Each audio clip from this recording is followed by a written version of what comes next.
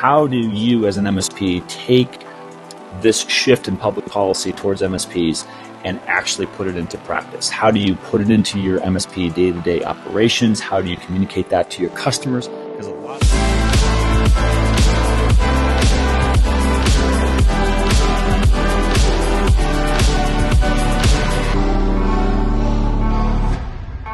If you're an MSP and you like good news, you're going to love this episode because I've got some fantastic news that is going to, some of you have heard about this stuff, but a lot of you, I wager, haven't heard a lot about what I'm going to talk about, which definitely falls into the good news category from my perspective. But I'm going to talk about three things that are fairly new, meaning just happened, in this summer, right? 2024, this summer, that I would categorize as fairly significant shifts of public policy towards the MSP community, towards the MSP professional community. And I'm going to talk about what those three things are, give you some actual, not evidence, but actual support of what I'm talking about to give you a better understanding of what is actually happening. And finally, and the third thing is the most important thing, which is how do you as an MSP take this shift in public policy towards MSPs and actually put it into practice? How do you put it into your MSP day-to-day operations? How do you communicate that to your customers? Because a lot of this stuff is, quite frankly, applicable to you as an MSP, but it's really, really meaningful for your customers. So stay tuned. Good news is on the way. Okay, so I'm going to start with government. Government, not a policy shift, but I would say an awakening in the government partners that we have been talking to for some of them many, many years, right? But I would say, and if you go back to previous episodes of the MSPZone, if you look at some of our writings at mspalliance.com, you will see, especially like maybe 5 years ago, really during the kind of dark days of the pandemic, at the beginning of the pandemic, we talked a lot about the cyber battle that we found ourselves in and still do today, and how a lot of public policy people were really looking at MSPs as, if not the cause of, but certainly a potential actor that would impact risk to the negative, right? That MSPs might actually be increasing risk to themselves and to their customers, which, of course, us, me, we don't believe in that. We believe in the exact opposite, right? And so you can go back and listen to those episodes and hear that for yourself. This year, 2024, I have been witness to a handful, not just one, but a multitude of different conversations with different government agencies. I'm not going to say who they are because we're not ready to say who they are yet, but I ask you to take it on faith that we're having these conversations. A lot of our MSP certified members have been part of these conversations. So, there are other people besides myself, as witness to the fact that this is happening. But there are government agencies and public policy influencers, right? So these would be people who can and are influencing public policy, maybe even legislation, as it relates to MSPs, either directly or indirectly. And what I am hearing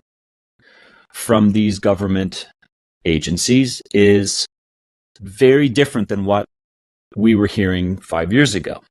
Okay? So I already told you what we were facing 5 years ago with both government public policy, things that we saw, like the Louisiana MSP registration. We saw a lot of, cyber insurance companies cancel MSPs because they were too skittish about it, stuff like that. Today, this year, I would say there's been a 180-degree change. At least that's my opinion. They may say they always felt this way. I don't know. I didn't really ask them that question of what they believed 5 years ago and if that's a change. But I perceive it as a change. And so that's why I'm telling you and why I'm so excited today to give you what I consider really, really good news for the MSP profession. is that these government agencies and influencers are, for the first time, communicating to us the real need and how important the role of the MSP is in helping those government agencies accomplish their goals. What goals, Charles, are you talking about? What do you mean? Are these no conspiracy here, right? There's nothing like that going on. I'm talking about people who are responsible for, and agencies responsible for, national critical infrastructure. And by the way, I'm talking about not just the United States, but I'm talking about other countries as well. They're having these types of shifting public policy views when it comes to MSPs. But I'm giving you an example of the United States government here. What we were told not that long ago is that the role of the MSP organization in being a cyber first responder is undeniable, which I took as a really great news and finally an admission of what I and what all of you out there in the MSP land already know, right? For 30 plus years, MSPs have been doing a job, have been working largely unnoticed and unrecognized. You can say it's not fair, whatever, but I know it and you guys know it and your customers know it. And I think now we're starting to see real public recognition, government sector public recognition that the MSPs have a real important role as, number one, cyber first responders on behalf of their customers, many of whom are what we call in critical national infrastructure, right? So I'm not going to define what national critical infrastructure is. You can go out there and search that online for yourself and figure out, what that is. But suffice it to say that national critical infrastructure in the United States covers a vast array of different industries, right? It's not just a nuclear power plant. It's not just a military base. It's banking. It's transportation, it's energy, public works, public government, local government, state government, county government, parish government. It's our legal system. It is our healthcare system. It is our communication system, and on and on and on. There are many siloed industries that are part of that U.S. national critical infrastructure. And by the way, it's the same in Canada. By the way, it's the same in the United Kingdom. It's the same in Australia. It's the same in Brazil. It's the same in South Africa. It's the same in the United Arab Emirates. It's the same in France, in Germany, in Spain, and on and on. Any country is likely going to have a long list like the one I just gave you, which can all be attributed and classified as part of their national critical infrastructure. And guess what? Just like in our country, in this country, in those countries, MSPs as well are the natural and only cyber first responders that they have. And I think that this message and this awakening is finally, spreading. And I think that government regulators and government influencers and public policy people and types and departments inside these government agencies are finally understanding how powerful and needed the role of the MSP is in manning the walls, figurative walls of that national critical infrastructure that they are guarding and protecting. So I found that to be really amazing and refreshing, and it's something that I wanted to share with you guys. So that's number one. Number two, as I said, the things that these government agencies all around the world value most, right? Their oversight into their unique national critical infrastructure, whatever that may be in their specific countries. They're aware of the role of the MSP, and they're aware of the fact that the MSP needs help in convincing their customers, the MSP customers, who are also part of the oversight of these national critical infrastructure agencies. And they're trying to get these entities, these organizations, to become better prepared for cyber attacks, to basically become more cyber hygienic. And so that's my second point, is that the role of the MSP is not just of the first responder.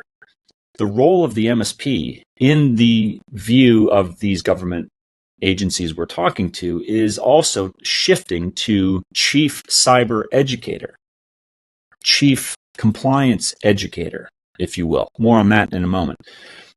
They're realizing that an end user organization can only be protected if they themselves understand the threats that are facing them and allow their MSP to help them become better protected and safer. That's the second main thing that I heard from our recent conversations, which is we need to get the word out.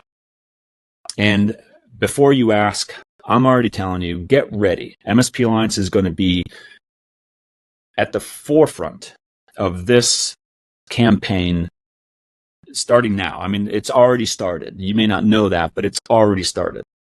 We are going to be spearheading, along with a lot of different federal and state agencies and international agencies as well, the efforts to bring awareness about cyber hygiene and cyber defense, and bringing very simple, easy to understand guidance that MSPs can deliver to their customers to help them prepare their defenses and get ready for what is coming. And what is coming is what we've been experiencing for the last 5+ years, right? Relentless, varied, effective, and completely defeatable cyber attacks from all fronts. And I do believe that it's defensible, and we'll talk about that in future episodes. But MSP Alliance is going to be at the forefront of this campaign, chiefly because we've been asked to be. We've been asked by these different federal and state agencies to become active in helping MSPs understand what the government agencies are concerned with, and to communicate certain things downstream to these national critical infrastructure organizations to help them get prepared. You, the MSP, are part of that equation. This cannot get done without you. That's, I think, if you want some good news, if you want something to lift your spirits and make you, get out of, this inflation and the economic headwinds that we're all experiencing, this is it. This is really, really good news for MSPs, as I hope you take it, because I'm taking it as fantastic news. So, cyber education, cyber hygiene, all being pushed from a federal and state and local direction, but recognizing the role of the MSP in actually doing the work, but also in educating and communicating what is necessary to become safer and more cyber hygienic. That is our long-term goal. That is what we are going to accomplish. This is, I think we hit MSP 2.0, a decade or two ago. This is MSP 5.0. I don't know. Who's counting? It's the next evolution of the MSP profession. And it is about time that it happened. And there is no better suited profession than the managed services profession to do this work. So, expect to hear a lot more from us on that topic of government interaction. And just so you know, I'm not hearing anything that is, like the licensure and, I'm not hearing a lot of regulation, at least not directly on the MSPs. I mean, I think that it's coming. I know that it's coming at the customer level, which is going to impact the MSPs. But for the time being, I think if MSPs play ball and if MSPs begin to answer the call and become what they were destined to become, I think that there's a lot that they can do to negotiate, kind of we'll talk more about that in the future. But I think MSPs are in a really good position from a regulatory standpoint. I'd like to move to my second overarching piece of good news, which is related to cyber insurance. And I know that, again, like the government regulation and government, oversight into managed services has been a big concern for a lot of you, as to me, over the last 5+ years. Cyber insurance has been kind of the same, right? Again, pre-pandemic, going into pandemic, there was a lot of erratic behavior from the insurance market when it came to cyber insurance policies, and specifically writing those policies for MSP organizations. We're not out of the woods yet, but we're taking our first big step out of the woods right now. And I can say that in the next probably month or 2 months, we are going to have fairly significant news, really good news, I might add, about changes to our own cyber insurance program that are going to be groundbreaking. They're going to be very helpful to MSP organizations all over the world, but also to your customers. And I'll briefly describe what I'm talking about. You all know that my mantra has always been from day one that MSPs can and do influence cyber risk for clients. 24 years ago, we didn't call it cyber, we called it IT. We called it information technology as a general catch-all topic. Or cyber wasn't used back then. For that matter, neither was cloud. But the point still remains, is that the MSPs from even the mid to early 90s had a dramatic impact on their customers and their ability to lower their security risks. And the same holds true today. And finally, we're starting, just like the government regulators are starting to pivot and to understand the real role of the MSP. I think so are the cyber insurance carriers. And we're starting to have conversations with the insurance profession that indicates that shift is happening. Now, I will tell you why is this happening? I mean, that's a longer conversation. That's a separate podcast. 5 podcasts probably couldn't even tackle the why of that question. But I'll explain what is changing. And the what is changing is that the insurance industry understands that in order to effectively assess risk and to effectively write policies, which is, again, a financial outcome that shouldn't come as a surprise to any of us, that the insurance companies want to make money. I understand that. That's fine. In order to do that, they have to write a greater volume of, in specifically the area of cyber, they have to write more effective cyber policies and understand what and control those risks. And the only way that they can do that is, anyone out in the audience, shout it out if you know the answer. You guessed it. They can't do that without the MSP being involved. Second bit of really good news. Okay.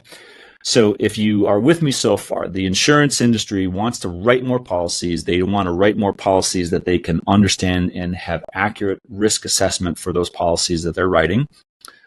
MSPs are a necessary party to that happening. And that's exactly what we're being told, is that the MSPs have to be involved, just like with the government example I gave you. The MSPs are going to have to be involved in getting a client who wants to get their own cyber insurance. The MSP is going to have to tell that client, you're going to have to do some certain things before you get to a risk level that an insurance company will even touch you and even consider writing a policy. That is going to become very kind of black and white, right? It's going to be very easy to understand where that line of demarcation is between you are too risky to insure, to you are doing what you need to do in order to become insurable. And the role of the MSP is going to be just as critical, just like with the government example. So the MSPs are going to have to, number one, communicate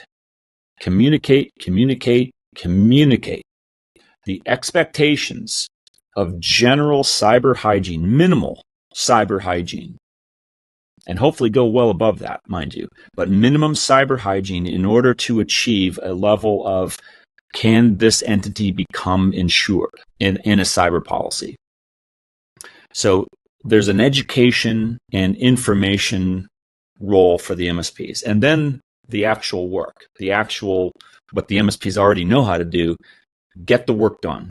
Deploy those necessary technologies. Start backing up the data. And for some of you out there are saying, well, how come MSPs aren't already back up? I know, and I think a lot of you know, that there are MSPs who would love to do a lot of things for their customers, and the customers just say, no, I don't want to do it. I don't want to spend the money. I don't think that it's necessary. I don't see what the value is. And they give you a ton of excuses, and so they don't do it. And then someone looks at that untidy, uncyber hygienic client and they say, what a bad MSP you must have because they're not helping you take care of all this stuff. Well, it's not the MSP's fault that the client denied all of those services.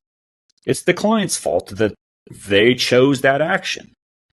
That's the gap that we're trying to fill. And that's the reality that I think the insurance profession is starting to finally piece together.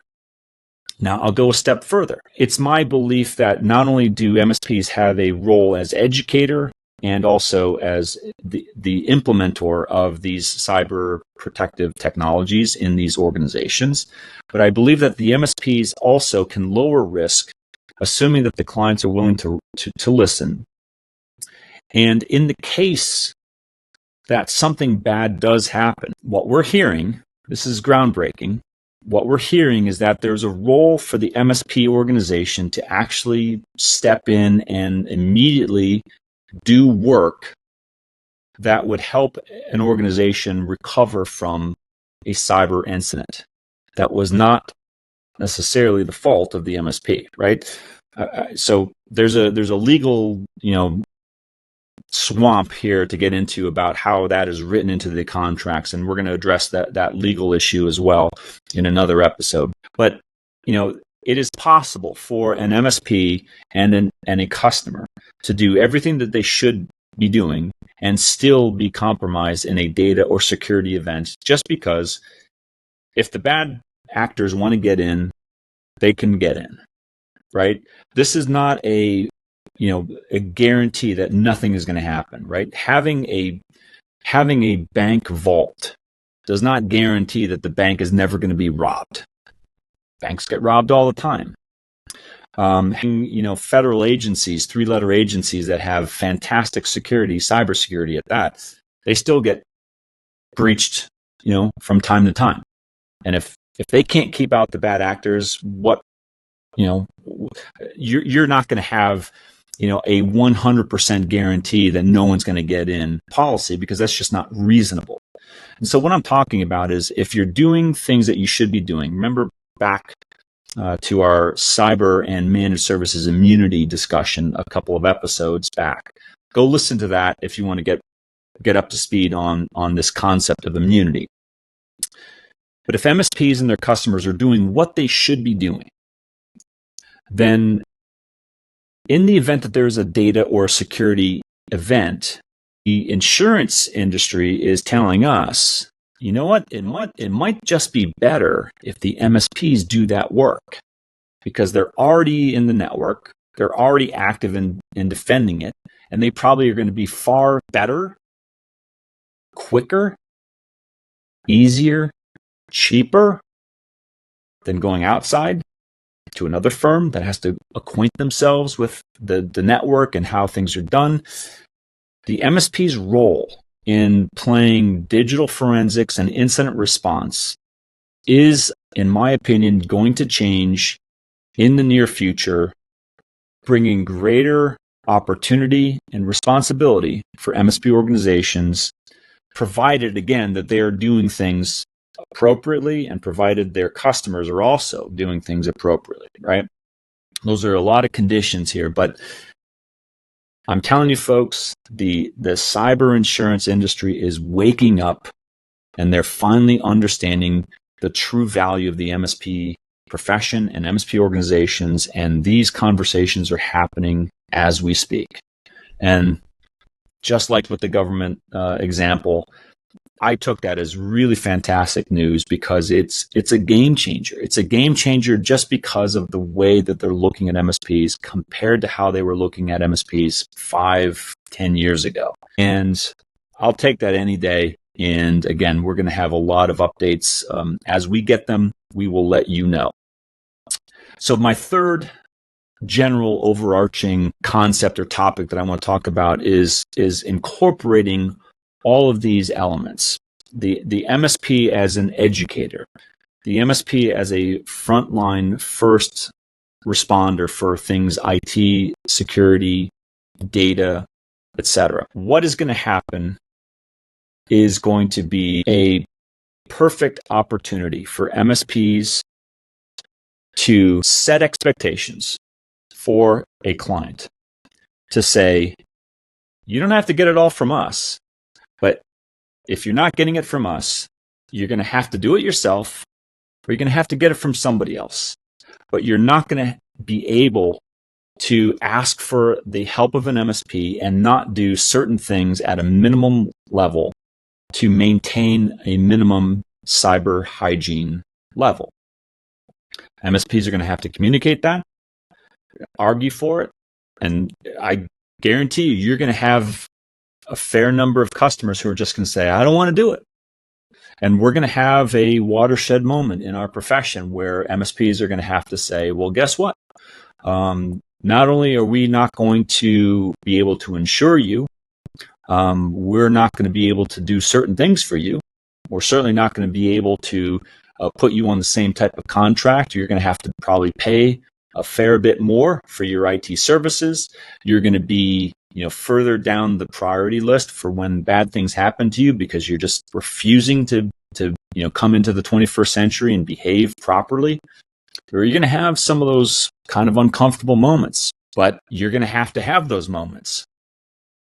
Why are you going to have those moments? Because everybody is now correctly, in my opinion, turning to you, the MSP, to say, it's up to you. Now, you're going to get support. You're not out there by yourself. That's the beautiful thing about this. That's why I'm so excited about this, is that finally the MSPs are getting support that they need in order to advocate for these types of IT security, cyber hygiene changes that need to take place. You already know how to do it, so that's easy. But then you're going to wrap all this into a nice, tidy thing that I like to call compliance. Because once you get your customers into a position of good cyber hygiene, they're following your directions, they're following your orders, they're doing what you tell them they need to do, then it comes to how do you communicate it? How do you communicate it to that insurance underwriter who wants to see that they're doing things the right way? How do you communicate it to that government regulator, that public policy agency that is looking for these types of behavioral changes to happen under the guidance and advice of their MSP? There's going to be not a reckoning, but there's going to have to be a true up. There's going to have to be a communication of, beyond, yes, I'm doing it, a verbal. They're not going to take your word for it. All right. They're going to want to see some evidence that the customer, your managed services customer, is actually doing what you're recommending them to do, right? That's compliance. And so that's going to be another big economic driver for both MSP and customer, right? When I say an economic driver, I do mean that there's economic opportunity in the compliance game for MSPs. But I also think and wholeheartedly believe that there's going to be a major economic motivator for the customers to do this as well. Their insurance premiums will go down. Their oversight and regulatory burden will go down. Their opportunity to generate revenue or to perform in a better, more efficient, safer way, depending on what they do as a managed services client, will become greater as a cyber hygienic managed services client than a non-cyber hygienic managed services client. I think that's true. You see where I'm going. This is all going to shake down into better economic opportunity, better efficiency for MSP and MSP customer alike. We can't screw this up, folks.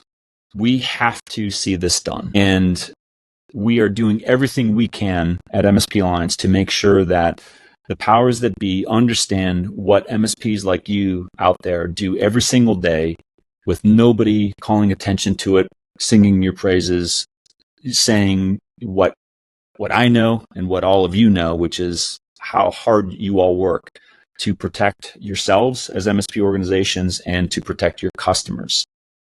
But I think that that's changing.